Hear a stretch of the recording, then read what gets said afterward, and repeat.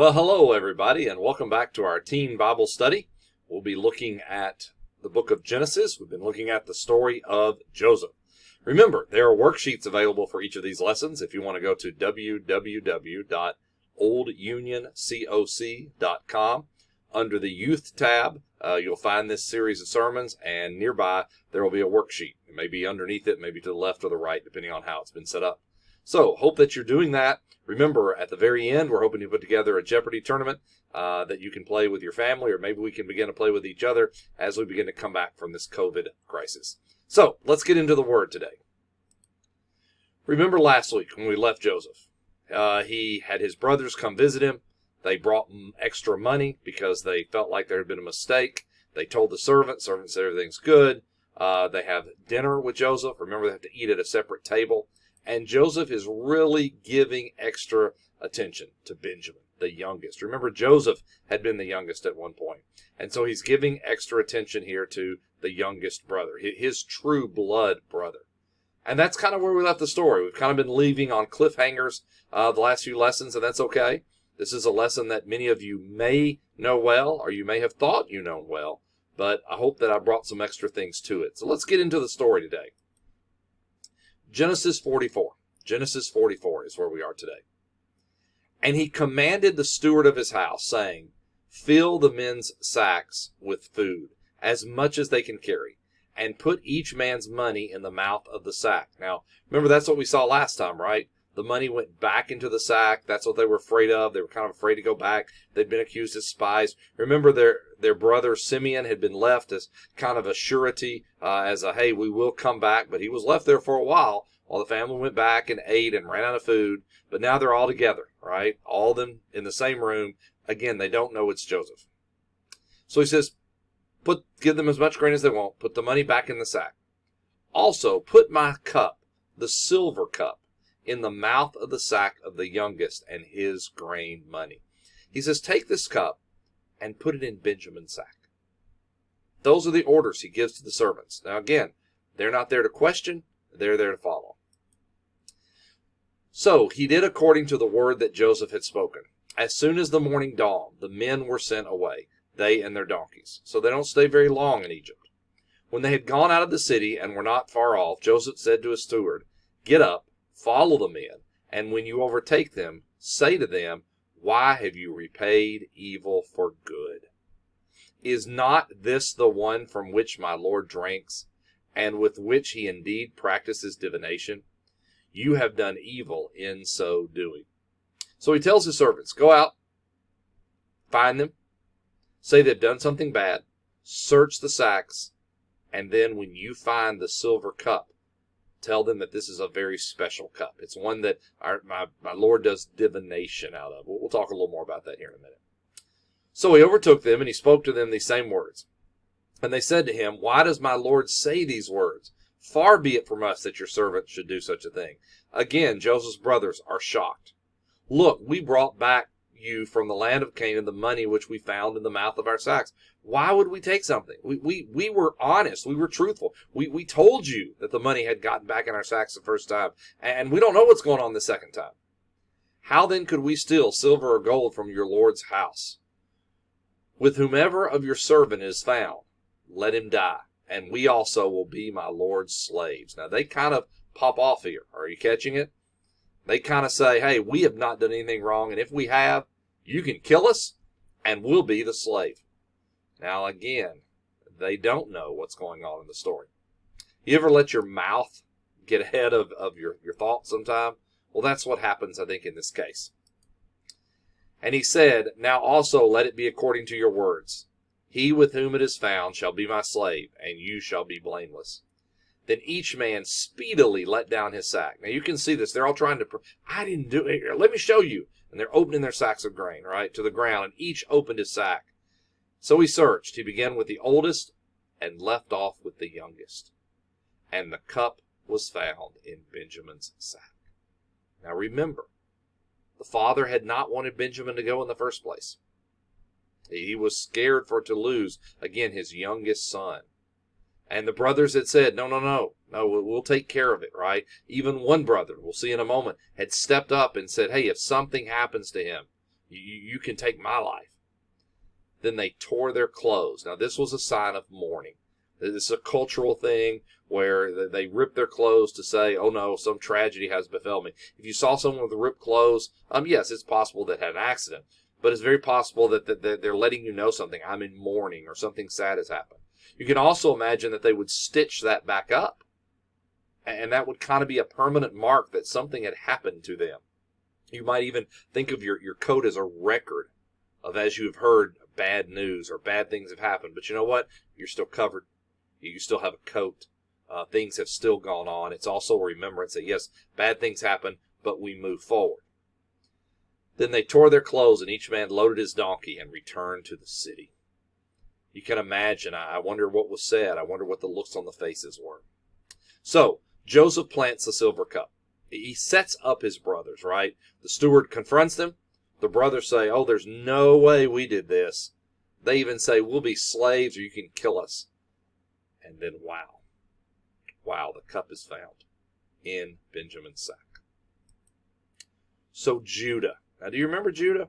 We've been kind of watching Judah through the story, right? We've seen Reuben try to get in good with the dad in a couple of ways. But remember, Judah is also growing up. Remember our story last week? That it is Judah who steps up. There was a time that Judah did not stand for his brothers, right? He did not stand for Joseph. But he's grown up some. Remember, it's been a while. Do you remember how many years? That might be one of the Jeopardy questions, right? So Judah and his brothers came to Joseph's house, and he was still there. And they fell before him on the ground. Oh, wow. Are you seeing it again? The dream coming true? The brothers falling before their younger brother? What deed is this you have done? Did you not know that such a man as I can certainly practice divination? Now, let's talk about that divination. What does that mean? Today, we might call it fortune telling. So when Joseph says this, it's not a lie, because remember, he has been the interpreter of dreams. Remember the story of the prison? Remember the story of Pharaoh? Now remember, he always said what? My God can interpret the dreams. But in Egyptian culture, they probably saw Joseph as something special. That he had some kind of special power. Now remember, Joseph always gave credit to God. But remember, these brothers don't know who Joseph is. Even though, interestingly, several times their God has been mentioned in the stories. And so Joseph says, don't you think I know things? And think about it. If they had asked around Egypt, people would have said, oh, yes. Man, Pharaoh had this dream. Now remember, let's just kind of talk about time for a moment. Remember, Joseph was 17, and then he was 30, and then there were 7 years of what? Plenty. And now they're somewhere in the 7 years of famine. So some time has gone by. People have grown up in this story. We don't have every detail, but we have what we need. Then Judah said, what shall we say to my Lord? What shall we speak? Or how shall we clear ourselves? God has found out the iniquity of your servants. Here we are, my Lord's slaves, both we and he also, with whom the cup was found. You know, they don't really offer excuses. They say, we're not sure what happened. I think there's some hint in there. Do you see that one verse? God has found out the iniquity of your servants. I'm wondering if that is in reference to Joseph. That they realize that something has come back to haunt them. We often think, and I think erroneously, that God punishes us for something that we may have done wrong. Now, there are consequences to sin. And I'm not saying God has not used things to teach lessons. But I think there was a guilt on these guys. They thought they finally, that all the things they had gotten away with have caught up with them. And some of them have gotten away with some things. There's some parts of the story we haven't looked at. Maybe when you're older or another class will look at that. And they say, it's finally caught up with us. And what do they say? They say, here we are. We're your Lord's slave, both we and he. Notice they're sticking together. They're not hanging Benjamin out to dry, are they? They're not saying, well, take Benjamin. I mean, it was in his sack that you found it. I think we're seeing some growth here in the brothers. But he said, far be it from me that I should do so. The man in whose hand the cup was found, he shall be my slave. And as for you, go up in peace to your father." Wow, did you catch it? He said, "I don't need all of you. I just want the one that the cup was found in." Now remember, that's a problem for the brothers, because they had promised they would bring Benjamin back. Now notice he doesn't say he's going to kill Benjamin. He says he's going to be my slave. So the brothers are feeling guilt.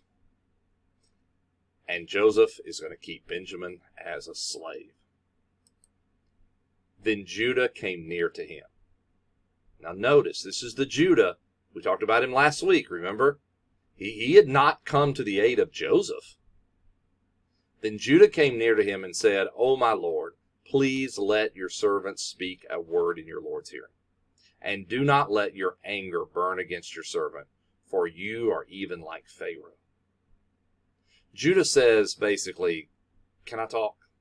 Can we have a talk? Now notice it's not Reuben here. It's not Reuben who has often tried to get in good with his dad. This is Judah, because remember, Judah had put himself as what? As a surety for Benjamin. That if anything happened to Benjamin, something could happen to him. So it's Judah's life that's kind of on the line here when he goes back home. He says, "Can I talk to you a moment?" And notice he praises Joseph. Doesn't know who he's talking to, though, does he? He says, "Oh, you're like Pharaoh." He's kind of letting Joseph know that he's respected, but he's also, I think, buttering him up a little bit.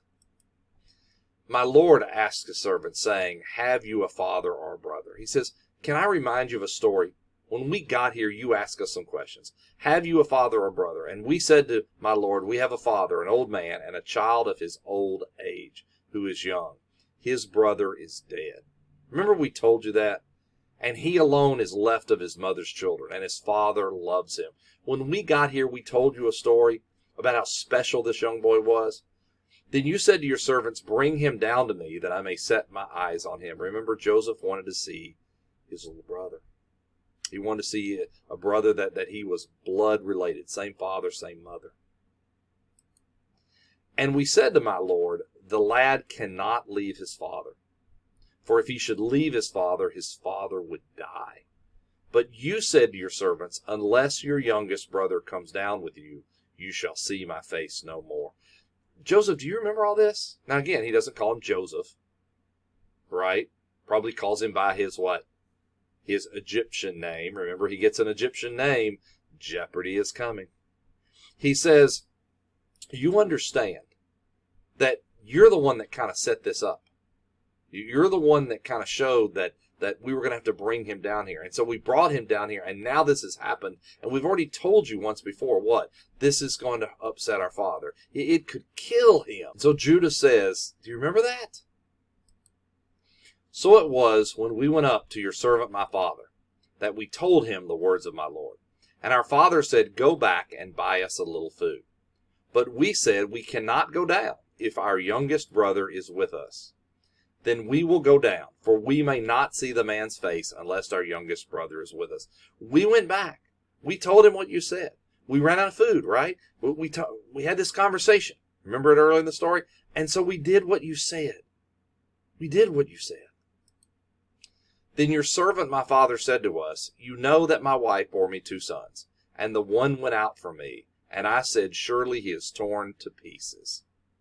And I have not seen him since.'" Don't read too quickly right there. See, remember, as a reader, you've known what's been happening in the story. Let's go back to Joseph for a moment. Joseph was put into a pit and sold to Ishmaelites and went on with his life. This is the first time he's hearing what his father thinks happened to him. Notice these guys have not told a lot of information. And they now come to Joseph. Remember earlier they said they were 12 brothers. And they say, "Our father was upset that something could happen to Benjamin because he had already lost a son that had been torn to pieces." Remember, they had taken the coat. They had ripped it. They had dipped it in blood, and they took it back to their dad and said, "Do you recognize this?" And the dad makes up the story, and they just let him believe that. This is the first time that Joseph knows what the family's been living with. And remember, the brothers have been living with a lie. And the father has been living with grief. All these years. How long?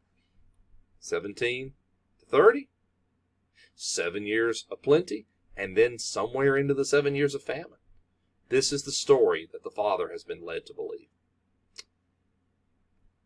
But if you take this one also from me, and calamity befalls him, you shall bring down my gray hair with sorrow to the grave.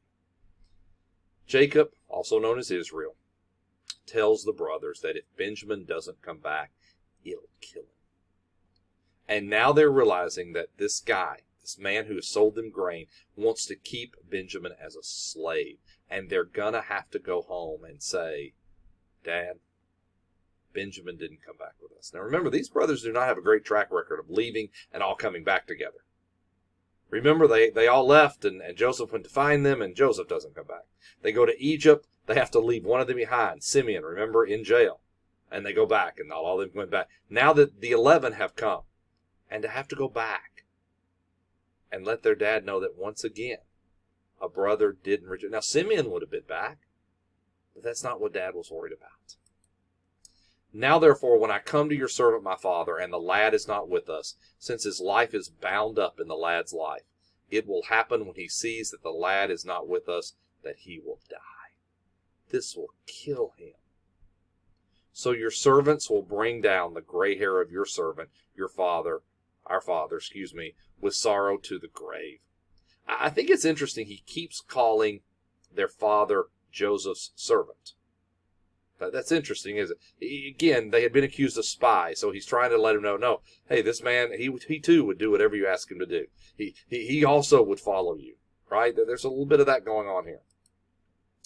So Judah gives this really impassioned speech about how he cares for his younger brother. This is not the Judah. This is not the Judah who cared for Joseph. This is not the Judah who had cared for a younger brother earlier, right? That Judah was all about selling him. Do you remember? It was Judah's idea to sell him into slavery. And now that Benjamin has an opportunity to go into slavery, Judah stands up for him. You know who else has grown in this story? Judah.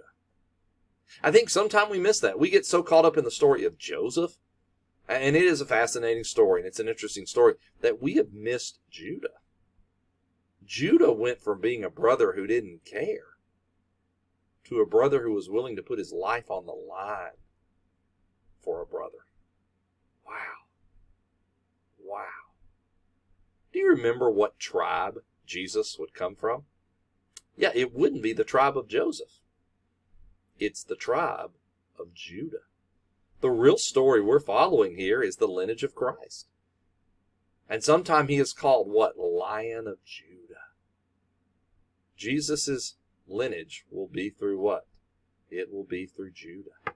That's where the story goes. So I think we need to stop for a moment and see the growth that just happened in this man. So, Judah offers to be a substitute. Join me in verse 32. "For your servant became surety for the lad to my father, saying, if I do not bring him back to you, then I shall bear the blame before my father forever. He said, you don't know this, but I told Dad that if Benjamin doesn't come back, he can blame me forever." Realize none of the brothers got blamed for Joseph. Remember, they led the dad to believe Joseph had come looking for them and just never made it, that they had found this coat. "Now, therefore, please let your servant remain instead of the lad as a slave to my Lord." Do you see what Judah just said? Judah says, I'll take Benjamin's place. Those of you who are Christians, those of you who are learning more about Christ, I hope you see some symbolism here. Benjamin was supposed to be the slave. Benjamin was supposed to bear the punishment. But Judah offers to take his place. What did I tell you about the lineage of Jesus? What did I tell you what tribe that Jesus would come through? Do you see the parallels that we have a Christ who was willing to take our place? He was willing to die on the cross for our sins so we no longer would be enslaved to sin. Isn't it neat when we see God doing things consistently throughout the story? Now, therefore, please let your servant remain instead of this lad as a slave to my Lord, and let the lad go up with his brothers.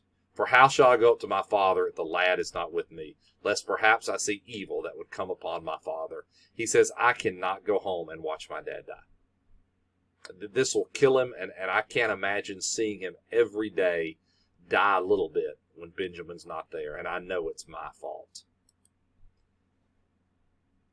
For how shall I go up? Do you see it? Lest perhaps I see the evil that would come upon my father. Do you realize this is a changed family? In the time Joseph has been gone, these brothers have actually come together. I don't know all the stories that happened. The Bible doesn't record it. But what Joseph sees is a group of guys who have changed. I wonder, will you change? I wonder if when you see people years from now, and I know you'll physically change. Some of you are watching this, you're in middle school. I promise you'll physically change. But I wonder, will you be different than the people they know? Now, I hope there'll be some things that are the same. Those of you who are kind and good-hearted, those of you who are godly, I hope that will remain the same. There will be some things that change. Maybe some interests, some hobbies you have now, you'll keep all your life. Maybe not. Maybe not. But what Joseph saw was a group of boys who hated him. That one of them, at least, is willing to stand up for the one that is going to take a punishment, to be a slave. And this touches Joseph. It's not just Judah who's changed. Now, we've already seen that Joseph named his son something. That said a little bit about his attitude with this. Do you remember what that is? Jeopardy is a-coming. Then Joseph could not control himself before all those who stood by him. And he cried, everyone go out from me. Now, guys, imagine being the brothers. You're there. You're there because you're being accused of being a thief. Your little brother is going to be a slave. And Joseph just all of a sudden sends all the Egyptian servants out. What's about to happen? Right? Is he about to kill us? So there was no man with him when Joseph made himself known to his brothers. And he wept so loudly that the Egyptians heard it, and the household of Pharaoh heard it. Remember last time Joseph cried, right before the meal? He had to leave the room. He went and he cried, and then he washed his face, and he came in like nothing had happened. Like remember, he had not seen Benjamin. Then Joseph said to his brothers, I am Joseph. I would love to see this scene. How about you? I would love to see each brother as he began to recognize what this man just said. Now, here's the deal. I'm thinking he said it in Hebrew. Remember, they didn't know Joseph could speak Hebrew. They assumed he only spoke Egyptian. And Joseph speaks to them in his native tongue and says what? I am Joseph. Is my father still alive? Wow. You talk about a family reunion that was awkward and tugged on the heartstrings and just one you would like to have kind of stood on the side and seen. But his brothers could not answer him, for they were dismayed at his presence. Wow, they hadn't seen Joseph in years. And remember, he dressed like an Egyptian. Then Joseph said to his brothers, please come closer to me. And they came closer and said, and he said, I am your brother Joseph, whom you sold into Egypt. Wow. I hope you've been following this story like I have. I know we even have some adults who are following this story on this channel, and I think that's fantastic. Man, what a day. What a day for this family to come together.